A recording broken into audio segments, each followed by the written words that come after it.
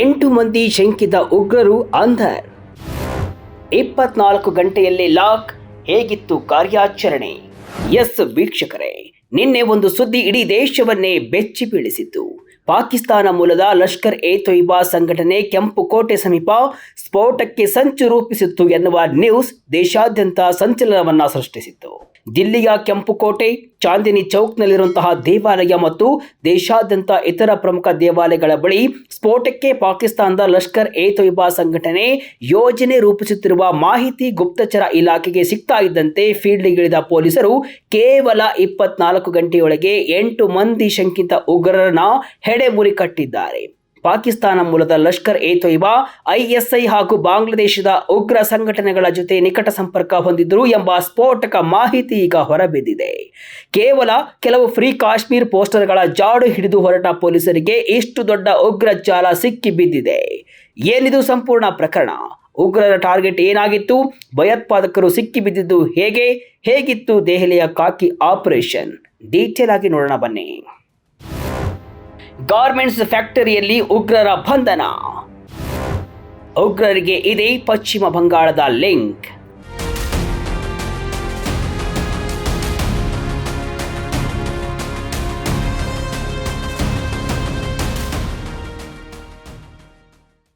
ರಾಷ್ಟ್ರ ರಾಜಧಾನಿ ದೆಹಲಿಯನ್ನ ರಕ್ತಪಾತ ಮಾಡಲು ಸಂಚು ರೂಪಿಸಿದ್ದ ಭಾರಿ ದೊಡ್ಡ ಭಯೋತ್ಪಾದಕ ಜಾಲವನ್ನ ಭೇದಿಸಲಾಗಿದೆ.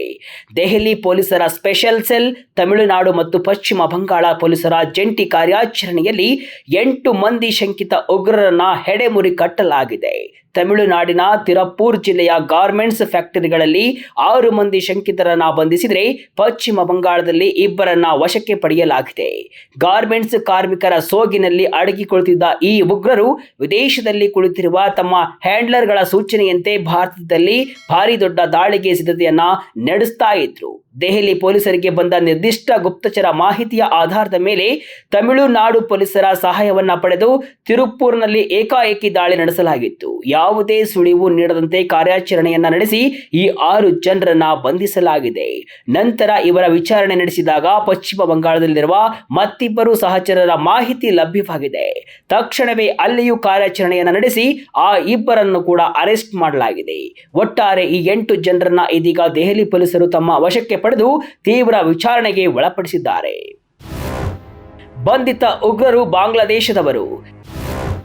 ನಕಲಿ ದಾಖಲೆ ಸೃಷ್ಟಿಸಿ ದೇಶದಲ್ಲಿ ವಾಸ. ತಮಿಳುನಾಡಿನಲ್ಲಿ ಬಂಧಿತರಾದ 6 ಮಂದಿ ಶಂಕಿತ ಉಗ್ರರನ್ನ ಮಿಜಾನುರ್ ರಹಮಾನ್, ಮೊಹಮ್ಮದ್ ಶಬತ್, ಉಮರ್, ಮೊಹಮ್ಮದ್ ಲಿಟನ್, ಮೊಹಮ್ಮದ್ ಶಾಹಿದ್ ಮತ್ತು ಮೊಹಮ್ಮದ್ ಉಜ್ಜಲ್ ಅಂತ ಗುರುತಿಸಲಾಗಿದೆ. ಪೊಲೀಸರ ಪ್ರಾಥಮಿಕ ತನಿಖೆಯಲ್ಲಿ ಒಂದು ಬೆಚ್ಚಿ ಬೀಳಿಸುವ ಸತ್ಯ ಈಗ ಬಯಲಾಗಿದೆ. ಈ 8 ಮಂದಿಯಲ್ಲಿ ಬಹುತೇಕರು ಭಾರತೀಯರಲ್ಲ, ಬದಲಾಗಿ ಬಾಂಗ್ಲಾದೇಶದ ನಾಗರಿಕರು. ಇವರು ಅಕ್ರಮವಾಗಿ ಗಡಿ ದಾಟಿ ಭಾರತವನ್ನ ಪ್ರವೇಶವನ್ನ ಮಾಡಿದ್ರು. ತಮ್ಮ ನೈಜ ಗುರುತನ್ನ ಮರೆಮಾಚಲು ನಕಲಿ ಆಧಾರ್ ಕಾರ್ಡ್ಗಳನ್ನ ಸೃಷ್ಟಿಸಿಕೊಂಡಿದ್ರು. ಈ ನಕಲಿ ದಾಖಲೆಗಳನ್ನ ಬಳಸಿಕೊಂಡೇ ತಮಿಳುನಾಡಿನ ತಿರುಪೂರ್ನಲ್ಲಿರುವಂತಹ ಬಟ್ಟೆ ಕಾರ್ಖಾನೆಗಳಲ್ಲಿ ಕೆಲಸಕ್ಕೆ ಸೇರಿಕೊಂಡಿದ್ರು.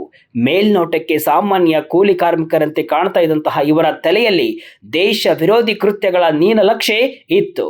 ಬಂಧಿತ ಆರೋಪಿಗಳಿಂದ ದೆಹಲಿ ಪೊಲೀಸರು 8 ಮೊಬೈಲ್ ಫೋನ್ಗಳು ಹಾಗೂ 16ಕ್ಕೂ ಹೆಚ್ಚು ಸಿಮ್ ಕಾರ್ಡ್ಗಳನ್ನು ವಶಕ್ಕೆ ಪಡೆದುಕೊಂಡಿದ್ದಾರೆ.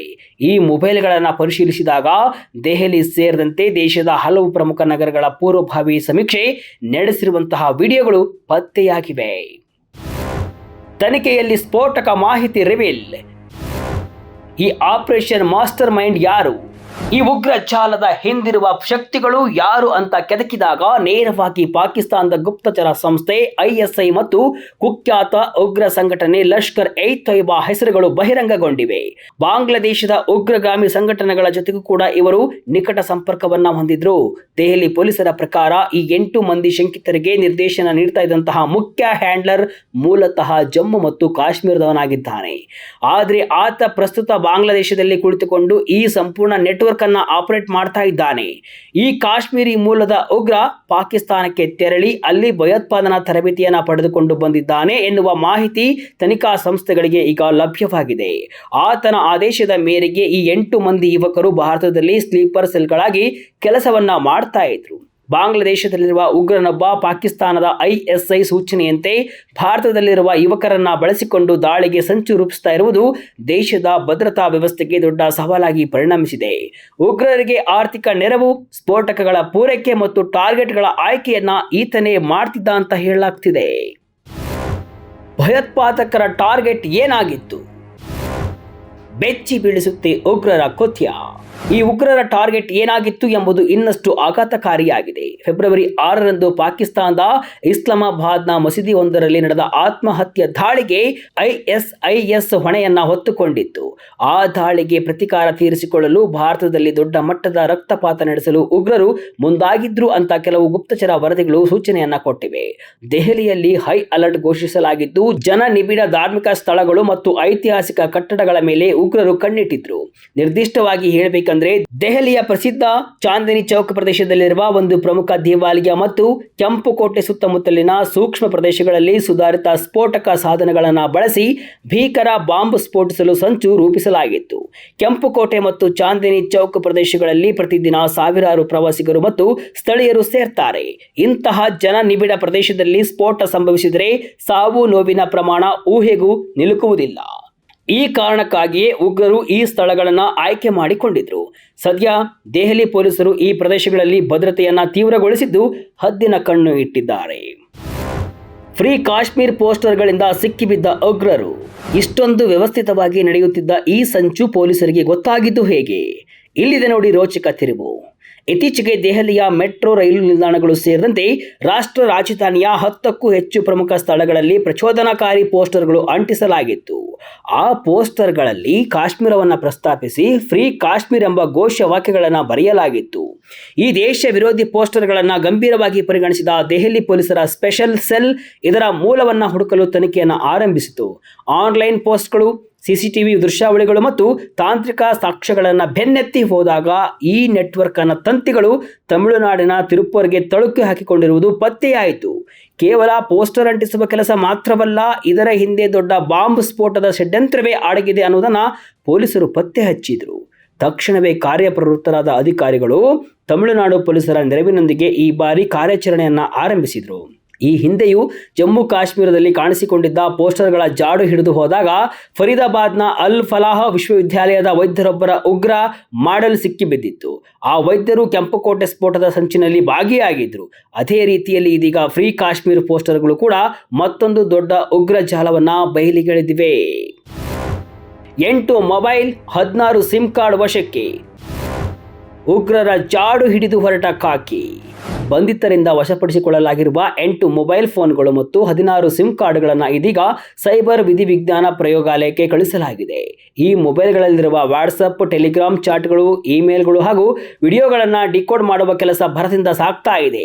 ಭಾರತದಲ್ಲಿ ಇವರಿಗೆ ಸ್ಥಳೀಯವಾಗಿ ಯಾರು ಆಶ್ರಯವನ್ನ ಕೊಟ್ಟರು? ನಕಲಿ ಆಧಾರ್ ಕಾರ್ಡ್ ಮಾಡಿಕೊಟ್ಟವರು ಯಾರು? ಈ ಉಗ್ರ ಕೃತ್ಯಗಳಿಗೆ ಹವಾಲಾ ಮೂಲಕ ಹಣ ಎಲ್ಲಿಂದ ಬಂತು?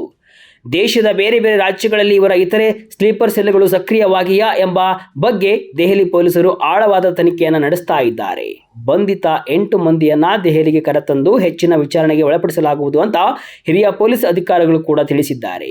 ಭಾನುವಾರ ನಡೆದ ಈ ಕಾರ್ಯಾಚರಣೆಯನ್ನ ಸಂಭಾವ್ಯ ಭಯೋತ್ಪಾದಕ ದಾಳಿಯನ್ನ ತಡೆಯುವಲ್ಲಿನ ಒಂದು ದೊಡ್ಡ ಮೈಲಿಗಲ್ಲು ಅಂತ ಭದ್ರತಾ ಸಂಸ್ಥೆಗಳು ಬಣ್ಣಿಸಿವೆ.